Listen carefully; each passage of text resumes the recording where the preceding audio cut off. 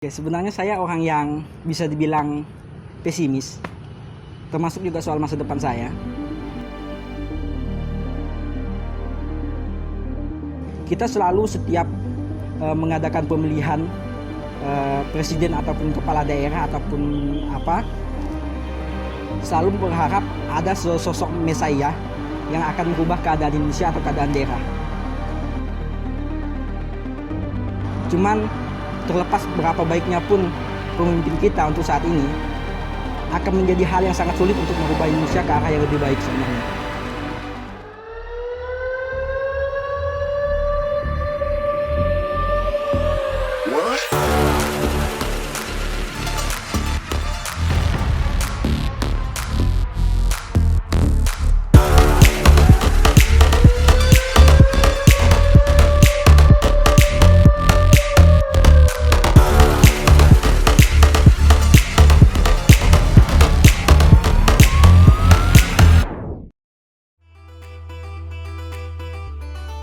Perkenalkan, nama saya Arus Munandar.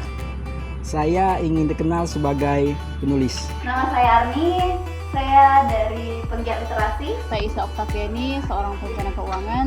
Halo, nama saya Syariti, saya seorang dokter.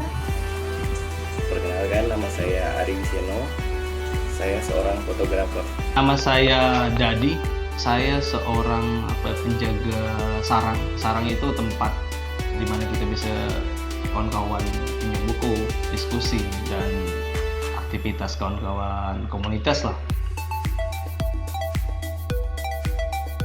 Kalau ngomongkan masa depan, kadang-kadang saya yakin, kadang-kadang enggak.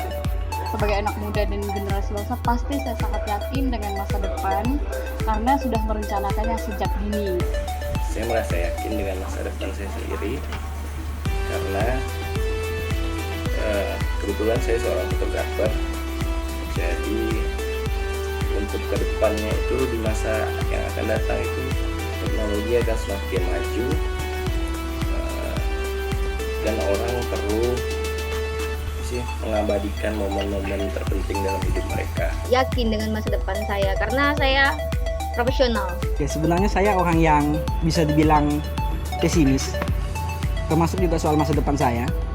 Karena sampai saat ini saya belum merasa punya kemampuan atau bekal yang bisa saya bawa untuk masa depan saya. Kenapa bisa kadang-kadang yakin? Karena beberapa kejadian membuat kita merasa yakin tuh karena tadi kita bisa gerak sama-sama, kita bisa berkolaborasi, dan itu membuat kita yakin. Tapi kalau saya pribadi kalau saya udah bergerak sendiri, itu yang sebenarnya melunturkan keyakinan saya terhadap masa depan. Tapi sampai saat ini saya terus belajar untuk mencari atau menambah bekal saya untuk kehidupan saya di masa depan nanti. Kalau misalnya bicara tentang masa depan, artinya bicara tentang waktu kan pastinya. Nah kalau bicara tentang waktu, hari ini waktu terus bergulir gitu. Jadi masa depan pasti terus masih ada dan tetap akan ada. Jadi ya kalau intinya hari ini mempercayai masa depan atau tidak, saya percaya. Makanya hari ini saya juga berproses.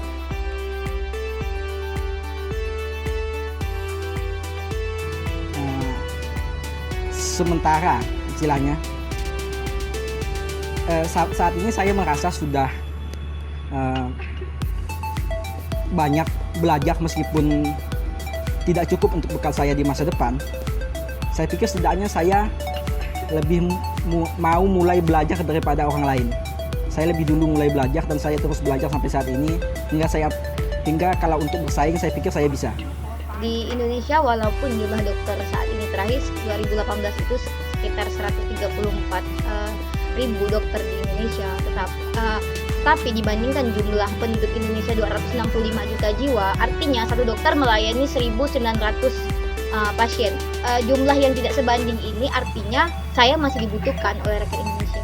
Setiap kita yang mau berusaha pasti mampu bersaing karena kita semua punya keahlian masing-masing yang bisa kita eksplor dan kita tingkatkan terus, lalu kita bisa mengaplikasikan sesuai keahlian kita tersebut. Untuk bersaing dengan para pekerja jasa lainnya, saya rasa saya mampu bersaing karena saya memiliki skill atau kemampuan di bidang fotografi. Kemudian juga saya memiliki berbagai macam promosi untuk menarik klien-klien saya, yang promosi itu khusus untuk mereka yang memakai jasa saya, dan itu yang saya rasa jadi nilai plus untuk jasa fotografi saya. Kalau bicara tadi persaingan, menurutku bukan tentang kompetisi atau bersaing secara siapa yang paling dan mampu untuk mencapai satu tujuan tertentu di masa depan. Menurutku enggak sih. Jadi aku pribadi masih percaya bahwa hari ini kita akan selalu mampu untuk mencapai tujuan itu tanpa adanya kompetisi tersebut. Saya nggak pengen bersaing sebenarnya, malah nggak pengen bersaing. Kalau kita bisa bersama-sama, kenapa harus bersaing? Nah itu sih. Kemampuan bertahan hidup. Nah, kalau sekarang saya sebagai perencana keuangan, pastinya pertama itu keahlian untuk public speaking tentunya, terus bagaimana saya berkomunikasi, membangun relasi, kemudian bagaimana saya bisa branding dan menggunakan hal-hal yang sekarang berhubungan dengan digital. Jadi saya bisa menggunakan semuanya untuk saya bisa memanfaatkan itu semua agar saya bisa mengeksplor dan meningkatkan kemampuan saya. Dan tentu saja dengan niat yang tulus saya bisa membantu orang merencanakan masa depan mereka, tidak hanya untuk saya. Kemampuan,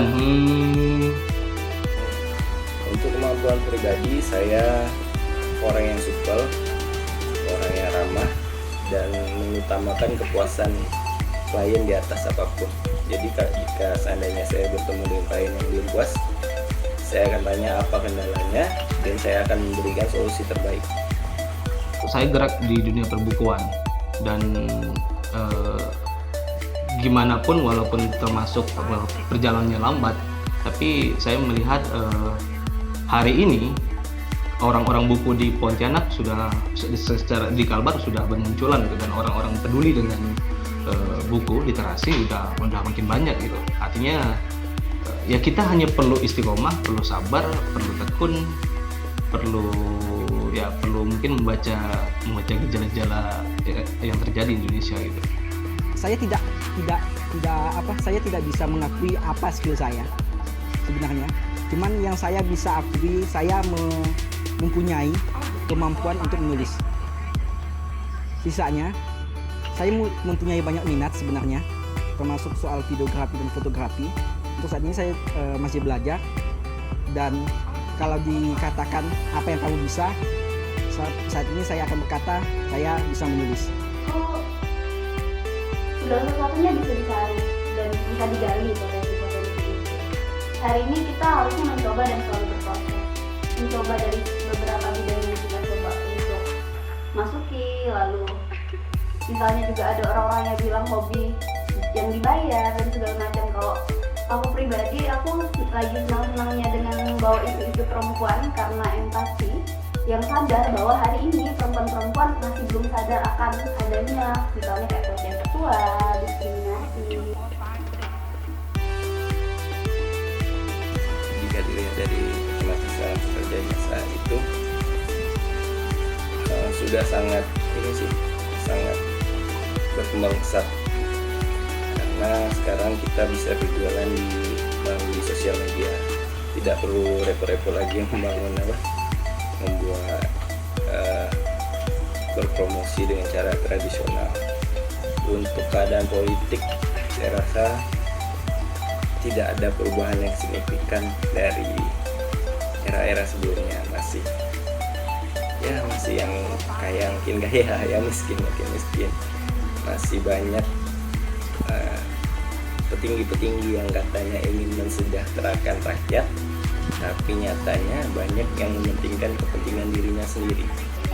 Kalau ngomong Indonesia sangat banyak banget ya. Misalnya kita mau lihat dari aspek apa dulu, misalnya kita hari ini bisa bicara soal lingkungan, itu banyak juga masalahnya di Indonesia karena kita tahu di mana-mana ada pertambangan, di mana-mana ada perkebunan yang membuat lingkungan terus rusak. Terus juga hal lain yang tidak bisa kita tutupi adalah kasus korupsi yang terus terjadi di sini. Kemudian juga Indonesia terlalu fokus untuk membangun infrastruktur tanpa membangun sebenarnya SDM.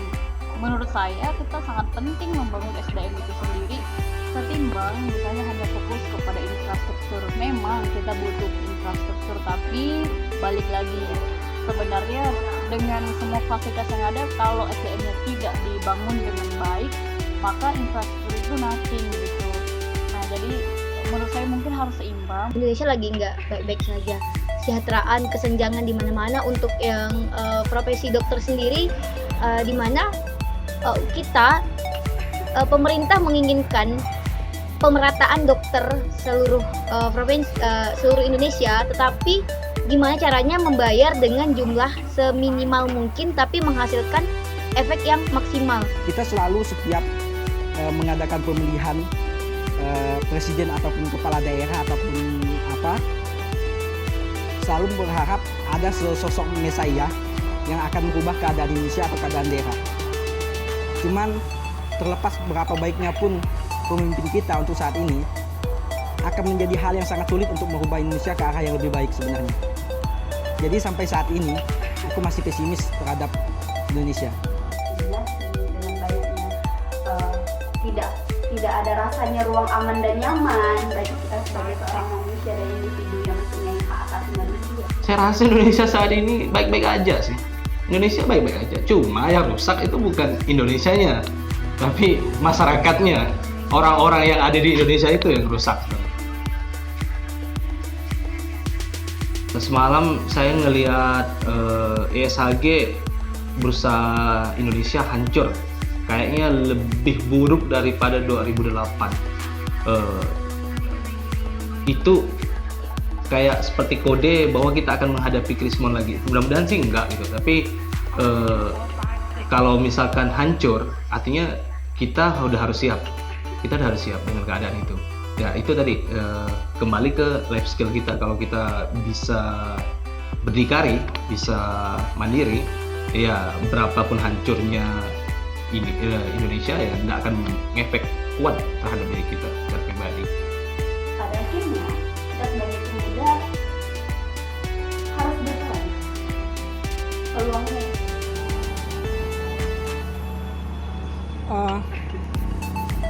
Antara jumlah dokter dengan kebutuhan masyarakat yang masih ramainya, saya kira saya bisa bertahan hidup karena masih banyak daerah-daerah yang bahkan tidak ada dokternya, masih banyak puskesmas yang bahkan nggak ada dokternya. Jadi saya kira saya akan bertahan hidup untuk berpuluh-puluh tahun ke depan.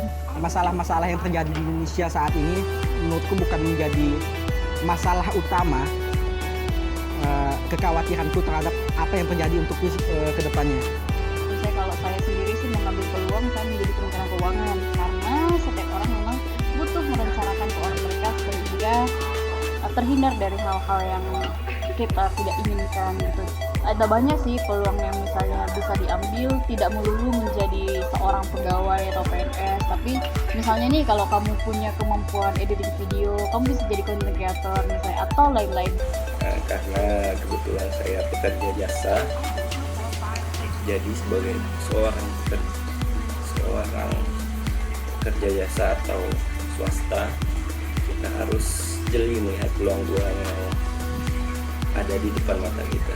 Saya sempat terpikir gini, bagaimana jika seandainya nanti saya membuat jasa untuk jasa antar jemput anak sekolah misalnya, itu yang ada orang tua sibuk misalnya gitu kan, atau jasa untuk penjaga rumah harian, misalkan jika ada orang yang berpergian keluar kota dan rumahnya ingin dijaga gitu, itu saya rasa bisa menjadi sebuah peluang usaha yang baru.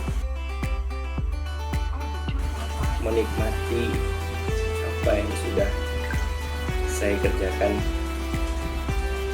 saat ini, artinya saya pengen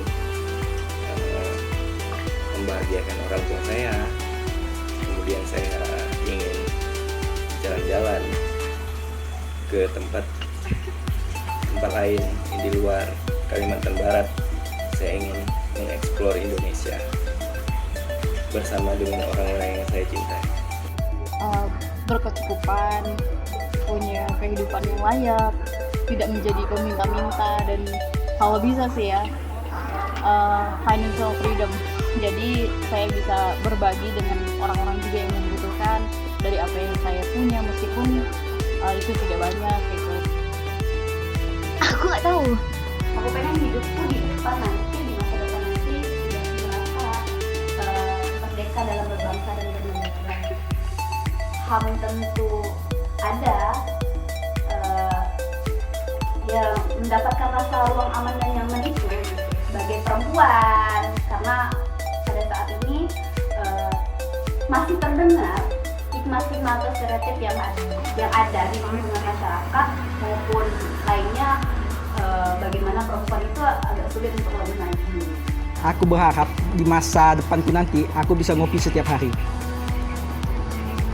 Aku berkeinginan menjadi penulis tadi juga karena aku berharap pekerjaanku tidak banyak menyita waktuku yang membuat aku bisa ngopi. Dan kalau perlu, aku akan mencari pekerjaan yang bisa aku kerjakan di warung kopi, seperti itu. Ke depan menjadi dokter, kemudian si sampingnya jadi ibu rumah tangga, mengurus anak-anak. Sudah. Hidup masa depan saya pengennya berkebun sih. Pengen berkebun karena setelah mengalami penggusuran di desa saya di Kijing, saya tiba-tiba pengen berkebun gitu, padahal dulu punya kebun, sekarang nggak punya kebun gitu. Karena ya mungkin dari kecil saya terbiasa dengan tanaman gitu kan, jadi pengen punya rumah di kebun, di gunung gitu.